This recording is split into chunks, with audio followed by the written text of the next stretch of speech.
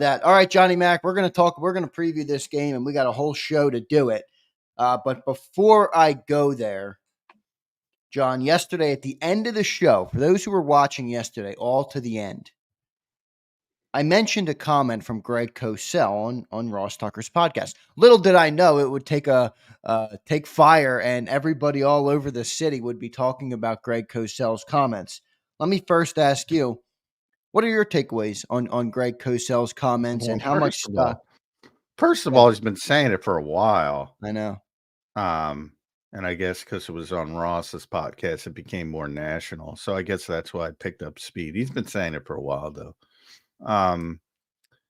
Yeah, he's right. I mean, I think he's a little bit too harsh, but he's right. I mean, I talk about the time to throw next gen stats thing all the time. I mentioned it yesterday. I mean, he's got 1 year where he's down at 2.78 seconds, and it happens to be the Super Bowl year. Every other year he's up at 3 seconds. It's not as good. I think if you want to boil it down to one stat, that's the biggest problem. And it's not about the stat. It's about what the stat means. It means he's not seeing the field. He's not trusting what he sees. He's not playing in rhythm a lot. And it gets slower, and he's not making concrete, declarative decisions quickly enough. And you have this choppy offense. And, people want to blame it on the coaches. And, go back to last night. Like, people want to give Sean McVay credit because it was a good game. People want to criticize Brian Flores because it's a bad game. Hey, the Vikings players sucked. That's pretty much defensively. They couldn't get off a block in the run game or the pass game. There's not a coach in the world that can do anything about that. If you're going to play that way on a particular game day, and so, people want to blame Nick. They want to blame Brian Johnson. They want to give Shane Steichen credit. And now they want to, whomever they want to blame this year. It's more Nick than Kellen, I would say. Kellen's got still a little bit of a honeymoon period. But the offense looks exactly the same. Exactly the same. And that's why people default, well, it's Nick's offense. But it isn't. It isn't. And I wish they could know that. If some people are going to not believe it, that's fine. I mean, Kellen's game planning, Kellen's calling the plays, and it looks the same because the quarterback is deficient in some areas. And they can't evolve it at this point, or they haven't been able to evolve it to the degree they want to evolve it to this point. Doesn't mean it can't turn around. Doesn't mean you can't figure out some things. Doesn't mean you're not going to play better. They almost have to play better, I think, from a passing game perspective because of the talent they have. And he'll have good games like all players. Sometimes you got your A game, sometimes you don't. But I think it's going to continue to be a little bit inconsistent, and that's kind of disappointing at this stage of the development, to be honest. Do you think they should be taking a different approach on that development? I mean, here's where I'll give Jalen some leeway. It's a new offense. He talked about it in the offseason. It's not a new offense. It's 90. The terminology. Okay, well, yeah. I mean, and you know how deep terminology goes in the NFL. I mean, it could throw you off enough to not start your fastest in a year with a new coordinator. I'll give him some leeway there. Is the way they're approaching it right now the best way for him to acclimate himself to this offense? And we talk about the run game, and I get it. I know you're right. You're not going to win a Super Bowl just ground and pound all day. But is that better if your end goal is to be the prolific passing game, but you do it in a way that allows Jalen to have building blocks to get there through the first 10, 12, 14 weeks of the season, rely on your run, rely on your weapons a little bit more, let him acclimate, let him learn the offense and keep adding on to that. And by week 14, 15, 16, you got to be a better passing team. Would that be a better approach, or is that pie in the sky? I think that's that, they showed against the Giants. And they showed really throughout the first 2 years, of Jalen Hurts as a starter and really since Nick has been here, to be honest, they will do what they need to do to win a game. And, I think the coaching staff is hyper focused on that, and they're not worried about the long-term picture. That's more of Howie's role. Um, they're worried about beating the Bengals, this weekend. Um, and the off season is for all that stuff. Um, and so I don't think it's about scaling back. They'll scale back if they need to scale back to win a game, as they did last week. Yeah. They could have done well.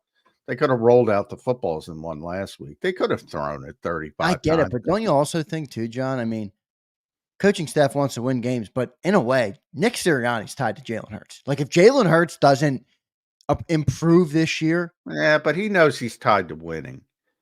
So if he wins games, that's true. people we'll talk about it, and Greg Cosell will talk about it, and everybody will talk about it. But if he wins, he's fine. That's fair. So that's his mindset. Um, but long term, yeah, I mean, they want to get to a certain and it's if you're talking about that stuff at this stage, like I said, it's not a good sign. And if people want that, it's not a good sign. Um, and then you can't get out, let's be honest, of the contract at this stage. No. But you should already be thinking about the next step if you're Howie Roseman. I mean, if that's the organizational belief, and I don't believe it is, but You're if speculating that. I know you don't know this to be true, but you're speculating you don't think that they're there. no, I don't I think don't they're there. know. I'm starting to wonder where And if Howie they is. are there, they're already thinking about the next stage, the Well, next let me step. ask you this then. Was Jalen Hurts' contract an extension? Was that an owner move or was that a Howie Roseman move? Oh, that was an organization. Everybody was on board with that. I mean, I don't think. I mean, there's if anybody thinks anybody wasn't on board with that, that's revisionist history. I mean, there was no reason at that particular point to think that Jalen Hurts didn't deserve that contract. I mean, it was an Um, early payday, though. You got to admit that. yeah, but that's how they do business. That's why now it doesn't Well, yeah, look but okay, then let's point out the deficiencies of the way they do business, right? I mean, if you went to the table that early because you wanted to jump ahead of the market, that's fine. But now you're locked into Jalen Hurts before you potentially saw how he was going to progress as a quarterback. Um, yeah, I don't see it like that because unfortunately, even you talk about the regression from 22 to 23. Um, you're still getting that money because that's the cost of doing business at that position. Uh, and that's you see what the Giants are stuck with, not quite with Daniel Jones. I mean, when you misevaluate, yeah, you're screwed. Um, To a certain extent, the Eagles have proven screwed is not really screwed because you can reboot the NFL and get right back on track. So I think a lot of times that's a little bit overrated, but um, yeah, I think that's revisionist history. Anybody claiming that you That's could have fine. waited because you're paying you're just paying more. You're paying more for a lesser player at the time. It never goes down. Even for a quarter. I mean, remember, he still played well last season. He's still getting the money. All right, you And said the and offense was choppy, and you think what do you think that is? Then you think Jalen's just not getting through his reads, like where when you watch it, and I know you have an objective take where yeah, you he's don't not care making one way or the other whether Hurts succeeds or Hurts doesn't. You're covering it either way, right? So I get that. From your perspective, I'm sure you start to look at things from a broader perspective at times and say, okay, where could this go? You know, does this look like it's the start to the end of Jalen Hurts to you? I'm not there yet. You know, I it's part of their jobs, the Orlovskis of the world, the Greg Cosells of the world, and not as much Greg because, but the guys you hear um, on TV making these grandiose proclamations each week, they know they're full of shit. They know. I mean, think about how everybody was talking about Flores and his defense. I was talking Yeah. about Flores up 2 weeks ago. They know what's Yeah, coming. but in this case, are they full of shit? Um, what with the declarative statements after 5? Well, Yeah, just with yeah. what they're That's seeing what I'm from talking Jalen about. Hurts. That's what I don't mean full of shit from. I mean, they know you can't make that proclamation now, but they have to keep people engaged. Unfortunately, that's part of the game.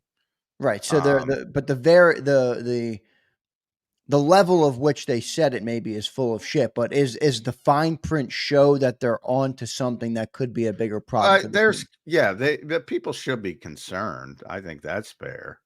I think that's very fair because, like I said, when you're talking about scaling back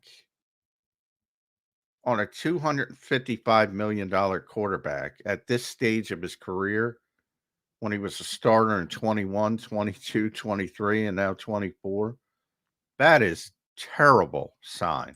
That is a terrible sign. And I don't think the Eagles are at that point. So I don't think they're at the point of a lot of people who want that.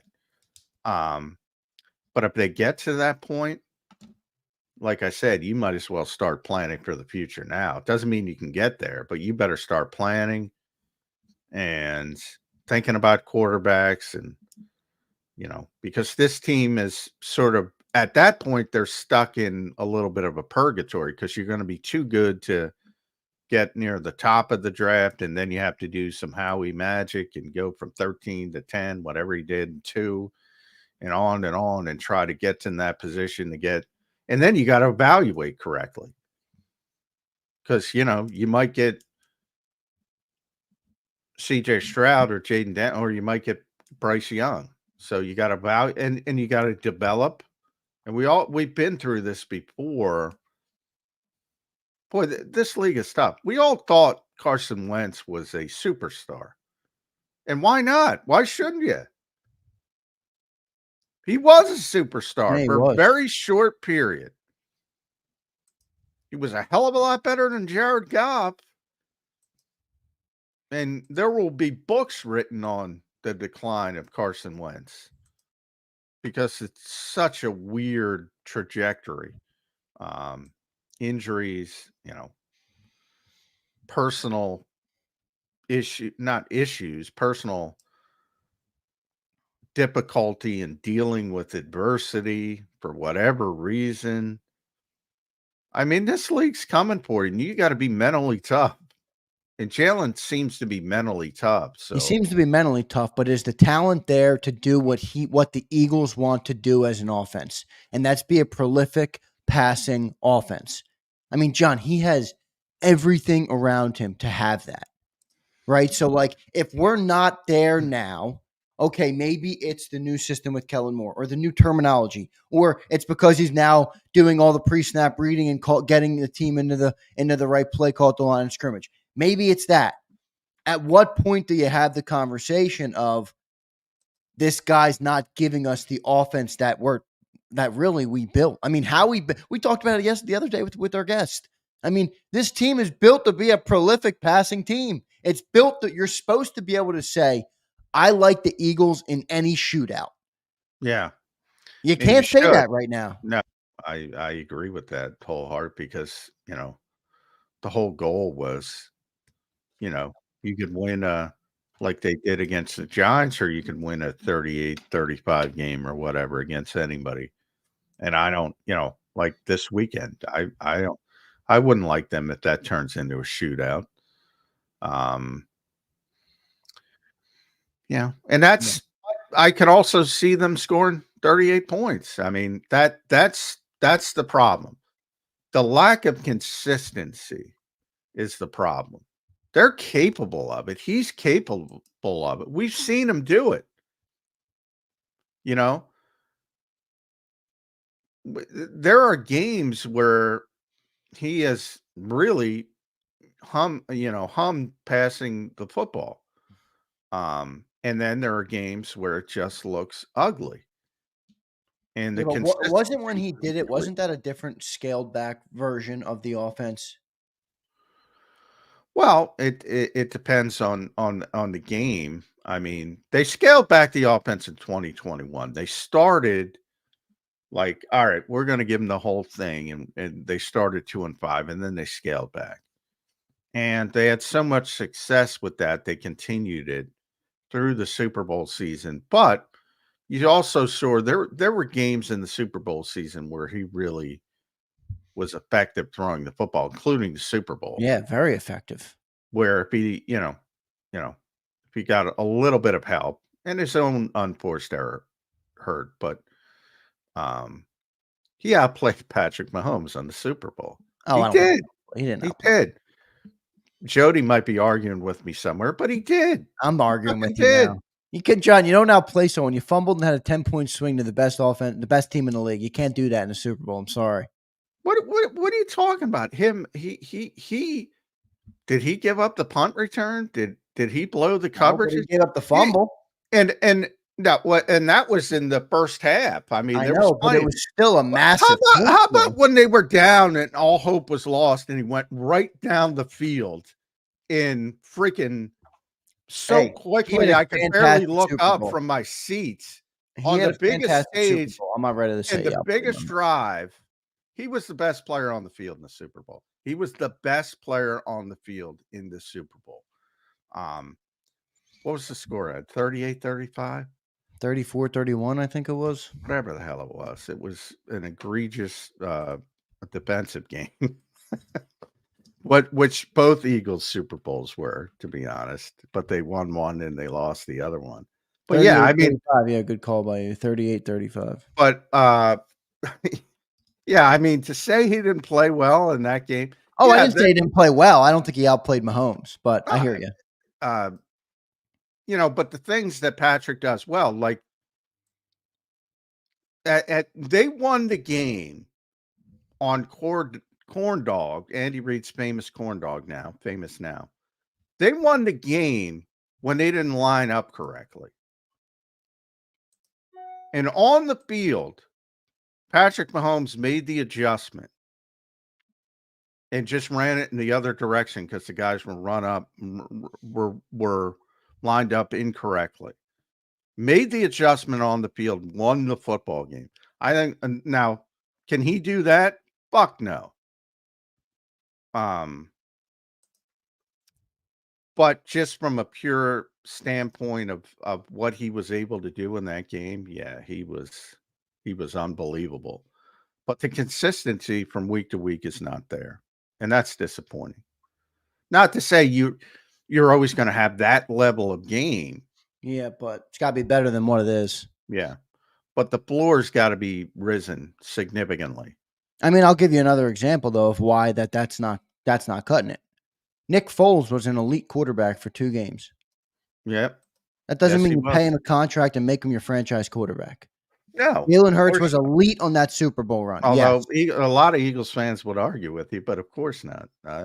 Yeah, Nick Foles is not. Yeah, No, I mean, he Nick was a Foles career is. journeyman backup. I mean, look, I love Nick Foles. He brought us our first and only Super Bowl. So I love him.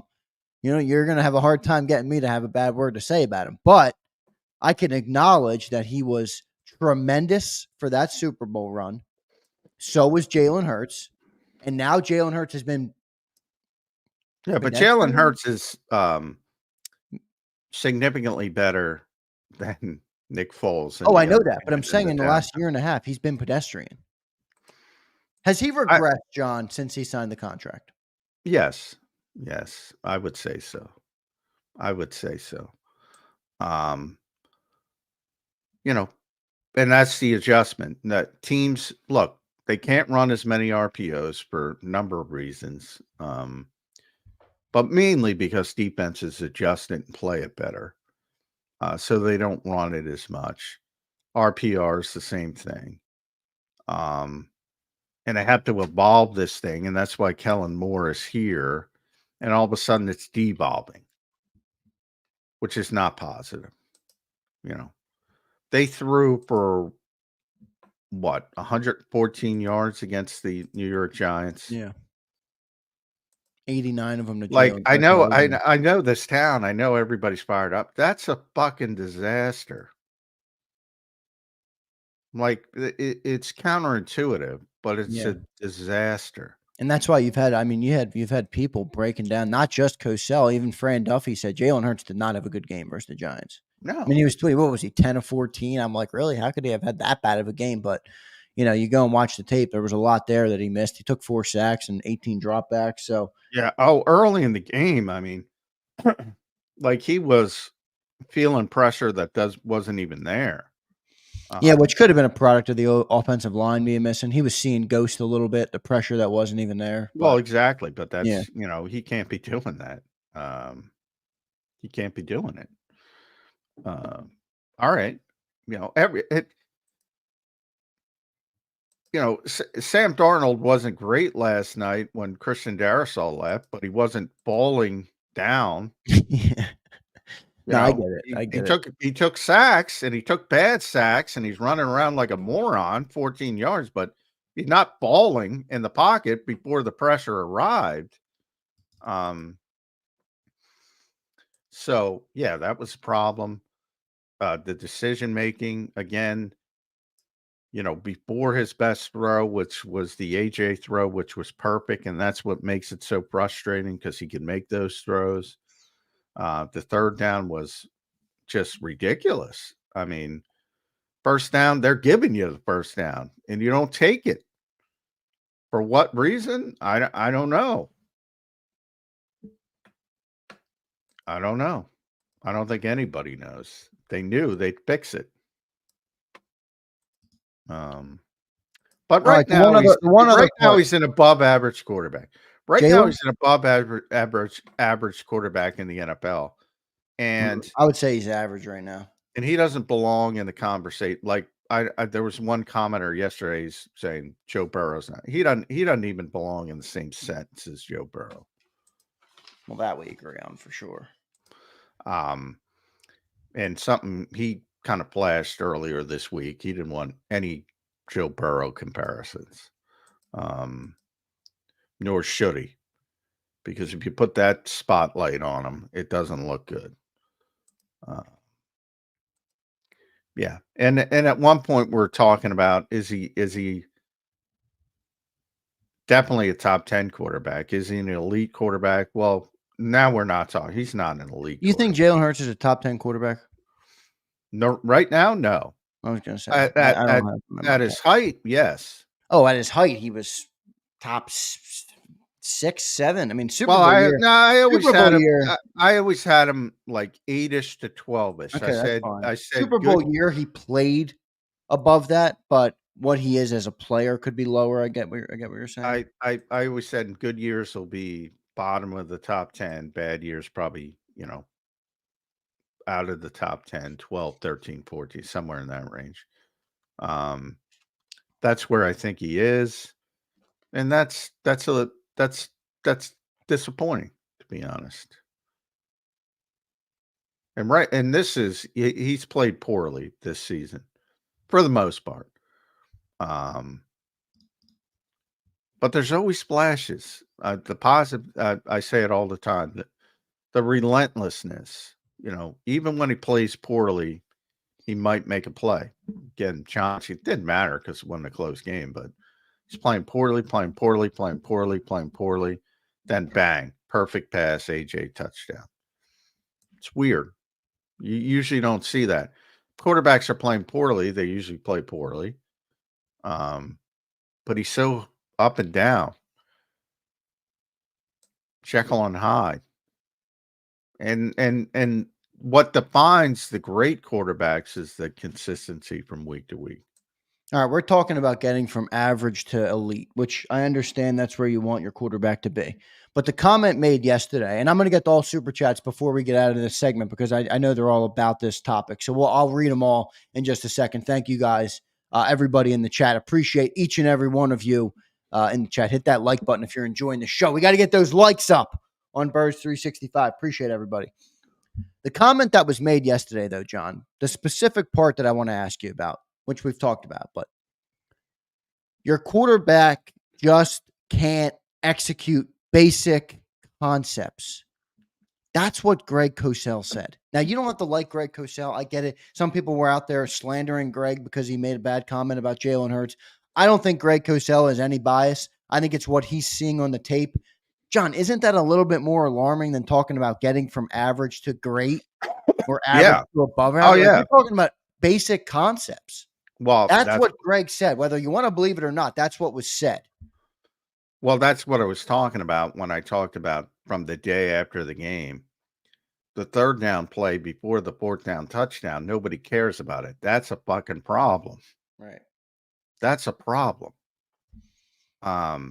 And that's a bigger problem from a coaching perspective than the touchdown is from a positive perspective. Because if that continues, you got big problems. And it's hard for, people to wrap their head around that. It was really bad. And that's the kind of stuff Greg was talking about. Simple concepts, things like that. Throw the ball. You see it, it's there. Throw the ball. Does he see it? I don't know if he sees it. I don't know how he can't not see it. Devontae Smith you could almost reach out and hand the ball to Devontae I don't know Smith. how he can And he's waving his arms It's like he's lost at sea. He's right here. He's like, Jalen, I'm right here. Right in front of him. It's part of the progression. I don't know how he cannot see it. A lot of times fans are unfair when they see somebody on the other side of the field. Oh, he's wide open. Right. Like he's an out. Like I always say, from over here, you're not going to see it. Right. That makes sense. Like I always say, quarterbacks aren't owls. They can't just turn it. The progression is designed to go a certain way. And if somebody on the other, that's why he's wide open, because the defense knows the progression's going a different way, and they cheat over because they know the football. Now, very rare in today's game that people can get back through 4 progressions. I don't even know if it exists anymore, to be honest. So even more so, you see that cheating because quarterbacks are not going to come off that far. The best you're going to get, you saw last night, a guy like Matthew Stafford. It's the best you're going to get as far as progression. And it gets sometimes it gets to 3. That touchdown throw late in the game. I mean, you could see it on camera. Him going through the progressions. And talk about going from left to right. He was over, boom, boom, boom. Then he got to the third or fourth progression or whatever. I think it was the third, and touchdown. Boom. Yeah. And there's probably 5 guys in the league that can do that. That's it. Maybe, there's some older guys, probably 10, I'd say, and that's it. Derek Carr can do it. Burrow can do it. Purdy probably. Patrick can do it. Aaron obviously can do it. Cousins can do it.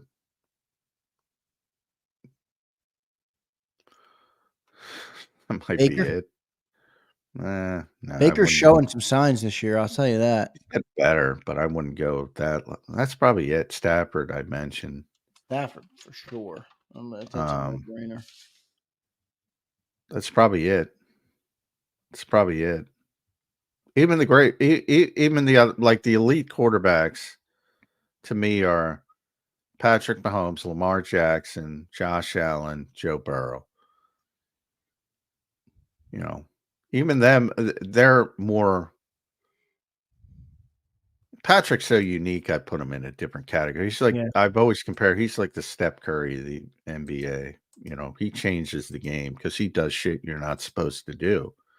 No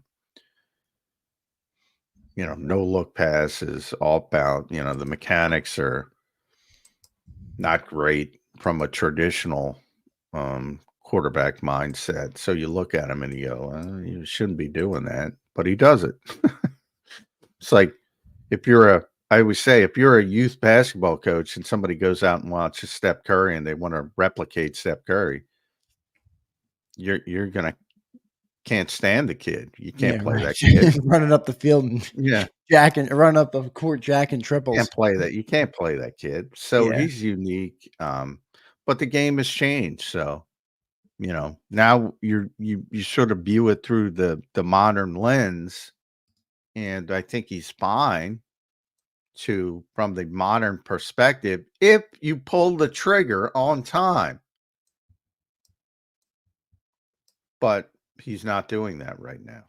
No, he's not. Let's get to a couple super chats. Before I do that, I want to tell you guys about the great people at BetUS. We'll not take a break here. BetUS, everybody, look at the promo code on your screen. YouTube 150. That gives you 150% sign up bonus on your very first deposit, and then you get 125% on your second and third deposits, all up to $2,000. So go check out BetUS. Big thanks to them for sponsoring this 2-hour edition of Birds 365. They have the fastest payouts in the industry, 24/7 customer support, and they'll even give you your own custom account manager. So go and get those Saquon props in. It's going to be another Saquon week, I think. Hopefully, we're giving away a jersey here on JAKIB Sports next week. Go check out BetUS, everybody. That's betus.com.pa. Who won the jersey this week? Spa City won the jersey, Johnny All right. Mac, and he claimed his jersey. I ordered it up, and I actually got the shipping email yesterday that the jersey Nice. has been sent out to Spa. So I was good. It's good because after the week 3 or week 4, whatever the second jersey I gave away was, most of them were sold out. Luckily, the guy that won needed I think it was a larger an XL, and they had it in stock. And I'm like, oh great! And they restocked them all those. So now there's Spa City. There's our winner. Jersey's on the way, my man. Let's get to a couple of these super chats. And Spa, you can confirm for Daz that you are not my cousin or my nephew or anybody related to me. Everybody's making the conspiracies here. Everybody's got a conspiracy. That I have colluded. I have not colluded. That's what last night the NFL wanted to keep it under. That's the conspiracy. So, or whatever. I don't know what the conspiracy. So I don't get into those ones. But go to BetUS and bet. Look at Spa. He says, "LOL, I'm black." Yeah, and I'm white as it gets, Spa. So I know we're not related, brother. But I appreciate you for supporting the channel, and I'm happy you got the W on the jersey, my man. Let's go to our super chats, John, on this Jalen Hurts topic, okay? And I'm sure we're going to have some tough ones in here. Brian Pumper checks in. I don't think we should mortgage our assets to add to a team whose franchise QB is Cordell Stewart.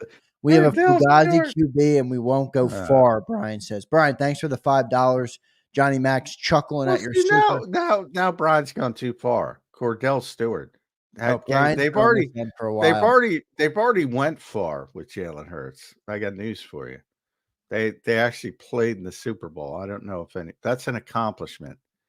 So, yeah, I think you've gone too far with that comparison, Brian. Sorry.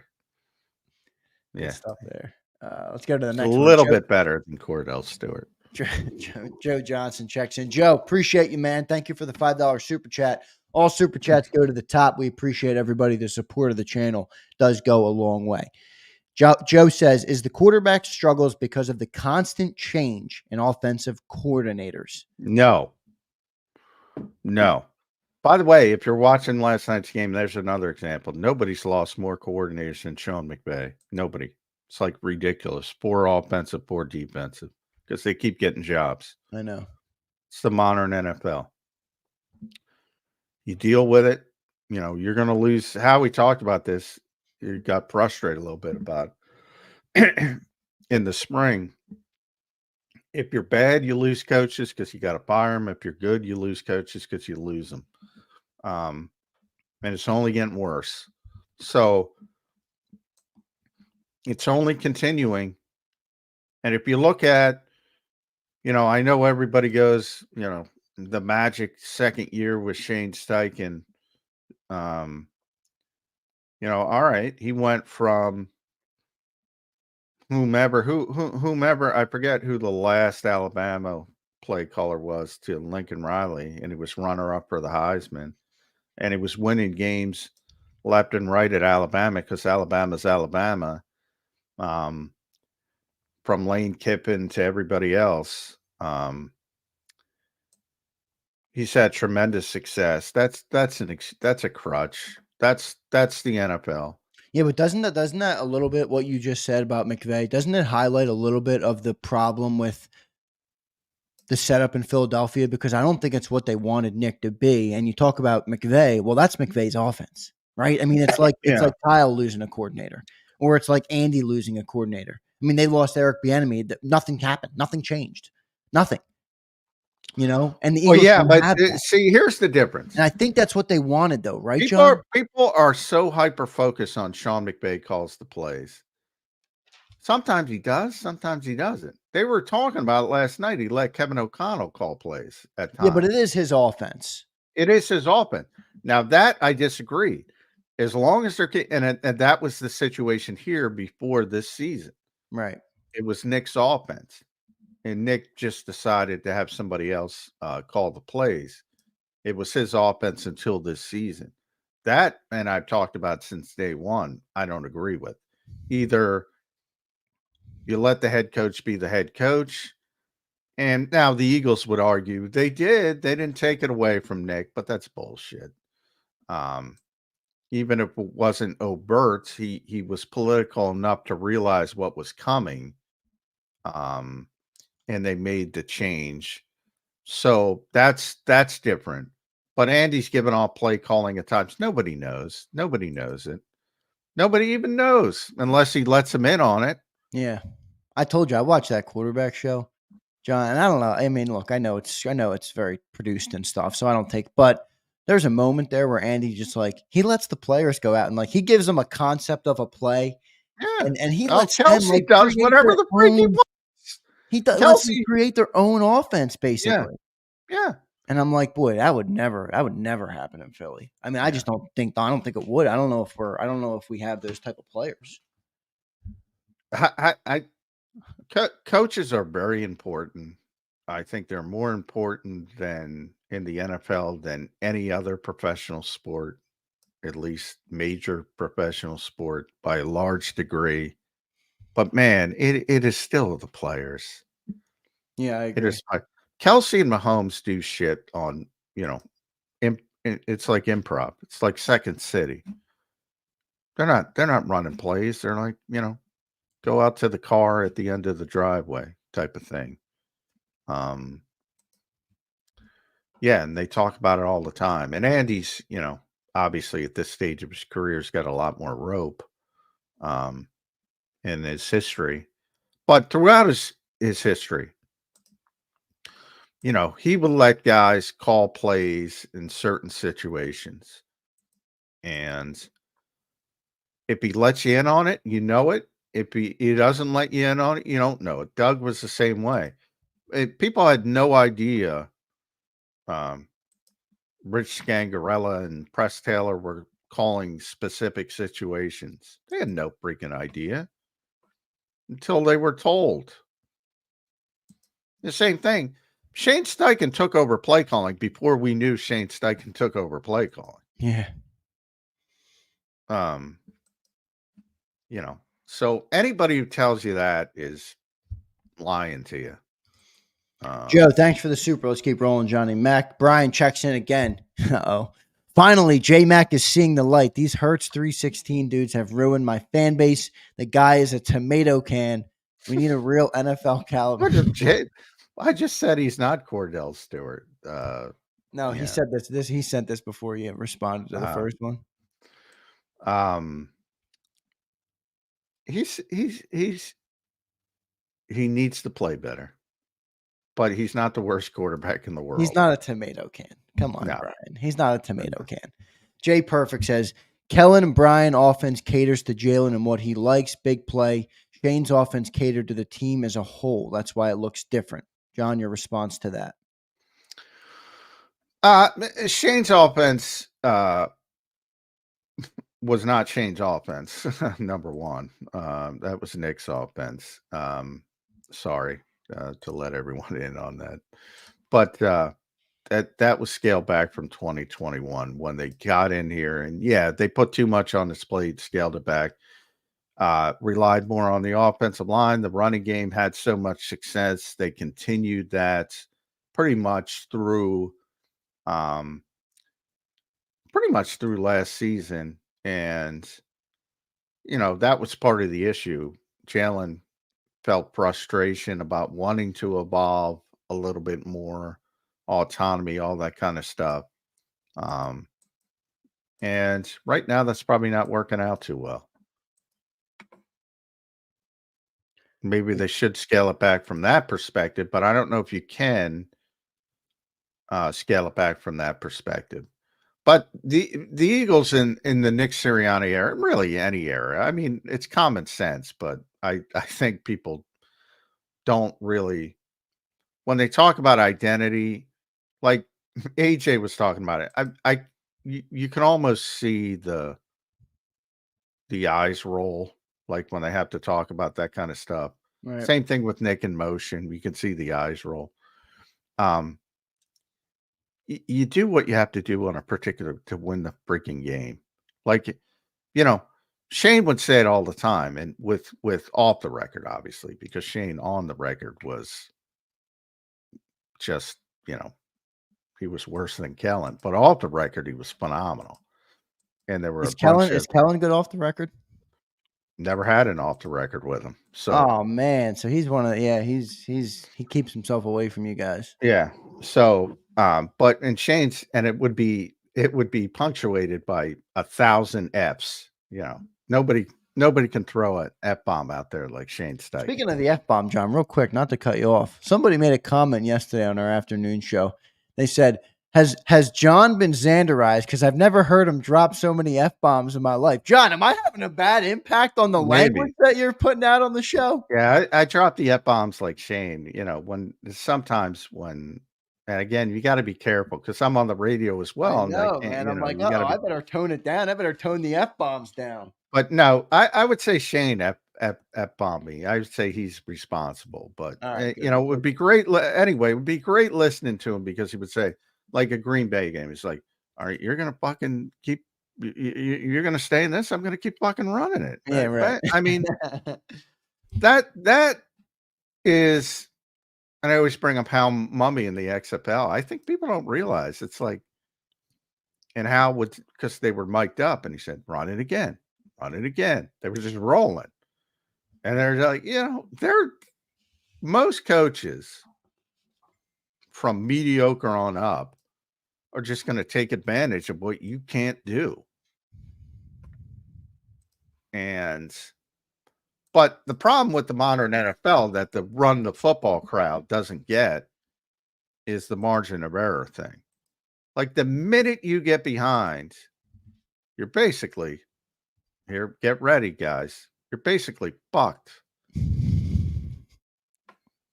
So you have to play a certain style of football. You have to get the lead. And obviously the Eagles haven't been great in the first quarter. Now, against the New York Giants, it didn't matter because it was again punt, punt, punt, punt, punt, punt, punt.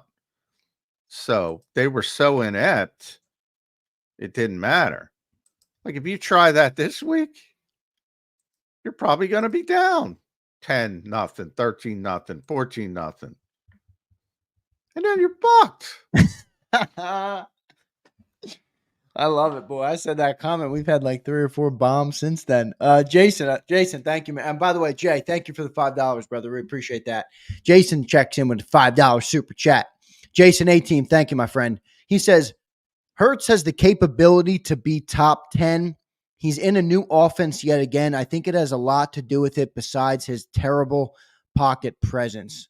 A little contradictory there. I think the terrible pocket. He's not in a new offense. It's that they the problem that people have with Kellen Moore is he's a good offensive coordinator, and by that I mean he's not going to bring his offense that what or what you think is his offense and say, "All right, Jalen Hurts, you're going to run this because I ran this with Dak Prescott or I ran this with Justin Herbert." He's going to look at the quarterback he has and build the offense around the quarterback. And that's why it looks so similar because he's building around what Jalen does well. So this, the terminology's new, which is, I'm not downplaying it, but he's been through this before. Right. He's actually happier because of the autonomy than he's ever been. So there should be no excuses. But there's a group that want to, it's always somewhere in the middle, but you got a group who want to call him Cordell Stewart. And you got a group who want to make every excuse in the world for him. And it usually starts with, oh, the offense, oh, the different play caller. Well, welcome to the NFL. And he's already been through it 100 times. Right. And if he stays as the starter, he's going to go through it a heck of a lot more. Yeah, I mean, look, the thing with the Jalen Hurts conversation, because somebody commented the other day, and they're like, "You guys are talking about Hurts so much right now," and I'm like, "Yeah, you're right, but it's really the number one thing right now. It always is, but like specifically right now, the defense is showing signs.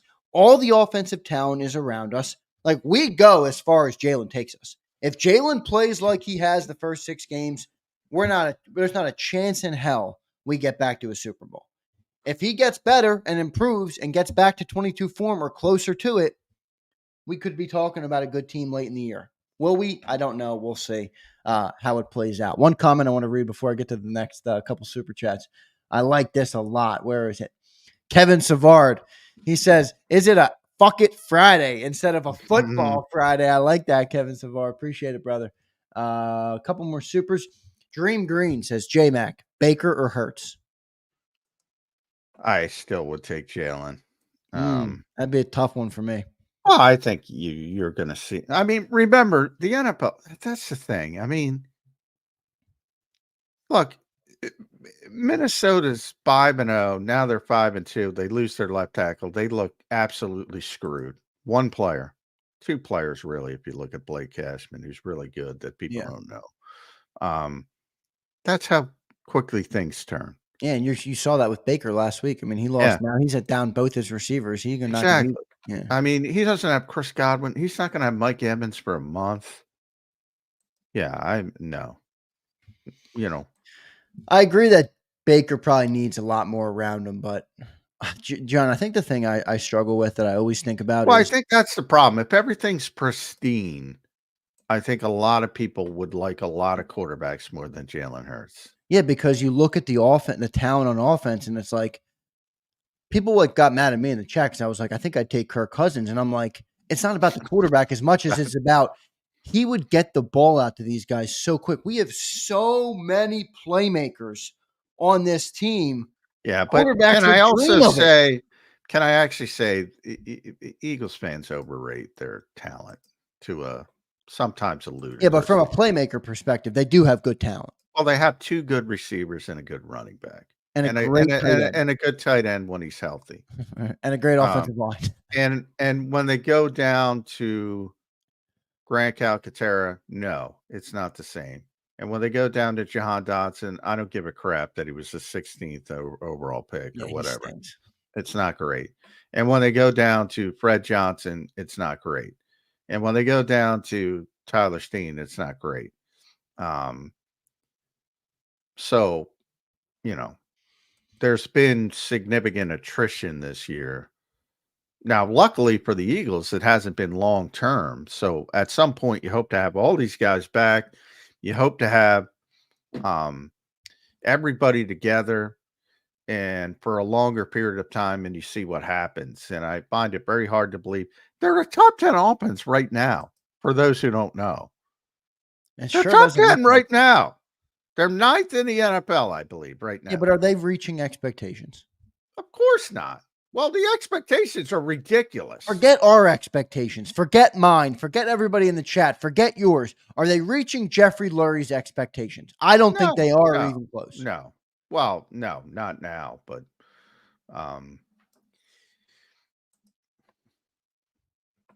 yeah, not now. There you go. I mean, I think this is what we're talking about. He wants a passing part of those expectations, including from Jeffrey Lurie, are unrealistic. That's fair. I always say it. Before the season, I heard this is going to be an historic offense. This is going to be one of the best offenses of all time. No, it's not. I said that from day one. No, it's not. John, the only thing I think you were wrong about this summer was the impact of Saquon. I don't even think I was wrong about You that. weren't. I mean, but the way you framed it is that people. It almost made people think you were, but your stat projections were pretty on the Off the money. charts, ahead of everybody else's. Yeah, I mean, I was saying how much I loved it, and your stat projections for him were higher than mine were. Yeah. My point on Saquon was he will his part in the passing game will be wildly overrated, Which and you've I've been been right about. Yeah, 100% correct yeah, on that. yeah. And then Bryce Hawk, maybe you were maybe Oh, a I little was way okay. off on Bryce Up. That I'll take credit for. But with Saquon, a little bit. I had 16 to 1700, and he's on pace for like 2000. So he's having a very good season. And in a weird way, that does not help, by the way. In a weird way, Yeah, it does not help because now you have the crutch of leaning on him um, when things aren't going well, like the Giants game, and he can have that type of impact. Whereas it's almost better for this team to have like a 1,200-yard back in a weird way instead of having what Saquon's giving you right now. explain why. Because it's not a crutch, and you have to rely more on the passing game, which is where you want to be. Yeah, You but know, maybe the you coaching want to staff. have an Maybe the effective coaching running. staff. I mean, you talk about the coaching staff wants to win games. Maybe they're looking and like, yeah, I know the owner doesn't want us to be a grind and pound team, but shit, man, we might win some football games by doing that. Yeah, that they're not going to win the games they want to win by doing that. Now, can they win some regular season? Yeah. Well, they did. I mean, they won a lot of regular season games doing that in 2021 at the, after the poor start. And, I can't even tell you how many 200 I'll look it up in the break. How many 200-yard rushing games they've had in the Nick Sirianni era. It's A lot. ridiculous. A lot. It's ridiculous. They Oh, do well, they this can't all. do that anymore, John. You know why? Because AJ Brown is going to have a problem with it after the game. He's never had a problem with it. I'm He just, didn't have a problem with it. Well, he wasn't here in 21. He didn't I'm have a just, problem with it in 2022. He's getting his 1,500 yeah, yards. he's getting his yards. That's what I said. It's almost counterintuitive, but you want the Miles Sanders level of production. Um, versus, if Saquon goes for 1,700 yards, yeah, I know people aren't going to get, but it's probably not a good thing. It's probably not a good thing. Oh, it'll be a good thing for all the jerseys we'll give away to the great people here on JAKIB Sports. Appreciate all of you guys in the chat. Hit that like button. We got to get those likes higher on Birds 365, everybody. I am making a plea to the Birds 365 community. We need to get the likes up. So when you check in on the show, if you like John and myself, hit that like button, and we appreciate that very much. Brian Fleming checks in. John, Orlovsky had a stat yesterday. Through these first 6 games, Jalen has thrown over the middle just 4 times. That's Hurts, not scheme play calling. Agree or disagree, John? And what's your response? What was that? Stats not thrown over the middle. Hurts. That's Hurts, not 4 scheme. times? I don't think that's correct, but he doesn't like to throw over the middle. I mean, that's evident. He's not comfortable with it. A lot of traffic in there. Ball gets tipped. That's where you get interceptions. He's trying to be hyper conscious about not turning the football over now. There's good and bad to that. If you're not taking chances, it's a very delicate balance. But yeah, you could tell because he gets asked about it and he gets very surly.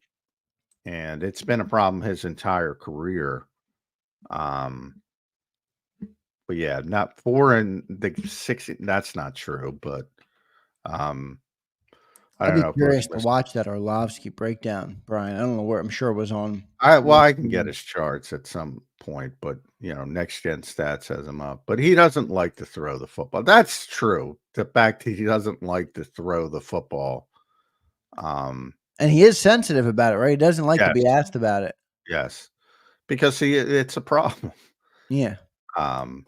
It's not that little. Yeah, I think it was, but yeah, it ain't good. It ain't good. Maybe And he barely threw the football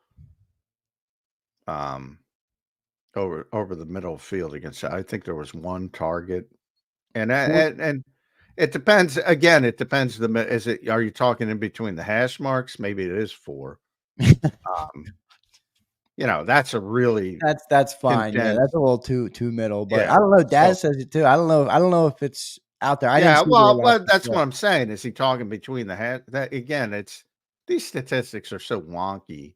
Yeah. But what is true? What is undoubtedly true is he does not like to throw the football over the middle of the field.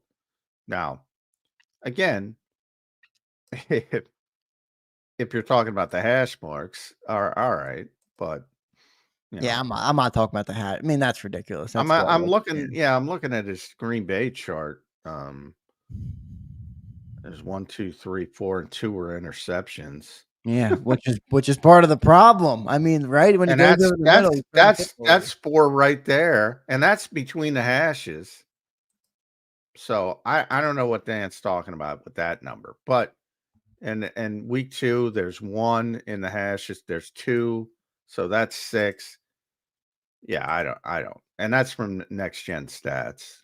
Week 3, Is there's Jalen the type of player, John, 2. at the pressers to stop giving you the time of day? Like if you were to ask him that, No, no, not at all. He because I will feel I don't know. I'm not sometimes into even that. behind the scenes he'll give you a better answer. He doesn't want to give it in front of the camera, but Right. no, he's fine. He doesn't that I don't think I've ever had a contentious moment with Jalen Hurts. People think I have, but he's just like sometimes he wants like the famous I didn't write it, somewhat famous. Um, that people thought that it wasn't contentious at all. Just asking a question, and he was talking to me directly. Because I had asked the previous question, he was wondering why Wink Martindale came up, and it's because Tim McManus wrote the Right. story, and I found it interesting that he contacted Wink because I think it's fucking interesting. That's another F bomb. And he's like, "Why are we talking about Wink Martindale?" Basically, And I said, "Well, there's a story written," and they said, "Who wrote that?" And I said, "I didn't write it," because it's not my. He asked, "Why was it written?" And I'm like, I can't get in Tim's head. So I said I didn't write it, but essentially I found it interesting that he contacted Wink Martindale, and people thought that was content. It wasn't even remotely contentious. You can talk to anybody who was there. Yeah, no, it didn't sound contentious, honestly. It was just a funny moment, and I think everybody here loved it. It was great. Yeah. So I have never had a contentious moment with Jalen in my life, but there are things he does not want to talk about, and he makes that evident. And one of them is that he doesn't like to throw the football over the middle of the field, which, again, it was 0 this week between the hashes, but he threw it 14 times. So I got, I'll do it again real quick. Week 1 was 4. And this is, again, very limited between the hashes. Week 2 was 2. So that's 6. Week 3 was 3. So that's 9. Week 4, 2, which is 11. Week 5, they didn't play. Week 6 was 0. And so it might have been from week something. I don't know. I don't know what then, but the last 2 weeks it's I been think 0. is it completions Maybe completions. Maybe. or completions? That might be what it is. I think that's what Maybe. Dad said. That's what it is. But no, yeah. I mean, look, I think it is a problem. Let's real quick get through the super chats because I do want to get into this Bengals game. Obviously, coming up here. Appreciate everybody checking in. A couple guys just checking in who are our usuals checking in late. You missed a great first hour, everybody. So I would encourage everybody to go back and listen if they missed that in the open. Brian checks in. William Levis, Tim Boyle, or Hurts. I'm going William. Brian, you're in rare form, my guy. I cannot agree. Well, Levis, come on, dude. Terry Come Hayes on. checks in. My man, Terry. Terry says, bought some merch last night. Terry, I got your order, my man. Thank you so much for the support and buying some JAKIB merch. I liked your picks. Good picks last night. I fulfilled the order, and they should be coming to you soon. My score prediction is 35-30. Birds first win in Cincinnati. Still saying Q is going to get his first NFL pick from Burrow. It's going to be a lot of first on Sunday. Go Birds. I like it, Terry. I like it. I don't know if you're going to be right, but I like this. I like the comment. I think they might have to win a 35-30 game. Uh-oh. That doesn't but you know, like I say, all games have personalities. And this one I think it's going to be a lot different than last week. There's going to be some points scored. And I think the Eagles are capable of scoring points. I mean, the Fred Johnson thing concerns me. Trey Hendrickson. Yeah. You know, last week it wasn't that much of an issue because they never threw the ball. But I think if they're forced to drop back 30 times, typical NFL game, I think it might be an issue. Yeah, we'll saw it last night. And David Quesenberry is one of the best backup left tackles, I would say, in the NFL. That's his name. I knew it was a crazy name, Quesenberry. That was it. I was thinking of it, John. I was trying. He's a veteran guy. He knows how to play, and he's played a lot, and he's not bad. And that's pretty much as good as it gets as a backup left tackle in this league. And yeah, it wasn't good. Wasn't bad. He's I'm telling you, he's solid. But yeah, left tackles are hard to find. Let's get to our commercial break. Coming up, we're going to talk about this Eagles-Bengals game. We're going to talk about the injuries on the offensive line. Could be out 2 offensive linemen this week. I'll get the update from John on that. And we will break down this Bengals game. One of our great viewers, John, who has been here since the start of Birds 365 4 years ago. My girl, SMD. So if you guys are in the chat, you guys got to respect SMD. She is the queen of the chat, you could call her. She's been here the longest out of everybody. She says, I want to know what this defense will look like versus a real quarterback. Well, you're about to find out, SMD. You are about to find out because 80% completion upper. Yeah, well, he's 70 on the year. I think 77 to 80 is where he's going to be. Oh, that's going to be a fun Monday if that happens. Well, listen, it'll come down to the offense. Can they keep up with it in a shootout? When they play off coverage and they give up easy completions, I know how well that goes. All right, let's get to our commercial break. SMD, thanks for the chat. Appreciate everybody in there. Hit that like button. We're having a better day today. We've been slacking on Birds 365 likes, so appreciate all of you guys. If you're watching, smash that like button. Does a lot to help the channel and help the show reach more Eagles fans because, I don't know, maybe I'm biased. I think every Eagle fan should be listening to Birds 365. We have the most knowledgeable Eagles fans in the world watching this show, and we thank all of you guys for doing it. Let's get to our commercial break. Before I do that, I want to tell you guys about the great friends and great people at BetUS who we thank for sponsoring this 2-hour edition of Birds 365. Go check out BetUS. You can see I put the promo code up on the screen. It's YouTube 150 is your promo code, and that gives you 150% sign-up bonus on your very first deposit, and you get 125% on your second and third deposits, all up to $2,000. So deposit less and bet with more. Go to betus.com.pa. That's betus.com.pa. Sign up. They have the fastest payouts in the industry, 24/7 customer support, and they will even give you your own custom account manager. So big thanks to BetUS for sponsoring the show today. We'll be back in 3 minutes here on Birds 365. Smash that like button, everybody. If you missed any of today's show on the JAKIB Media channel, listen to the podcast on your way home. Available on YouTube, Apple, and Spotify.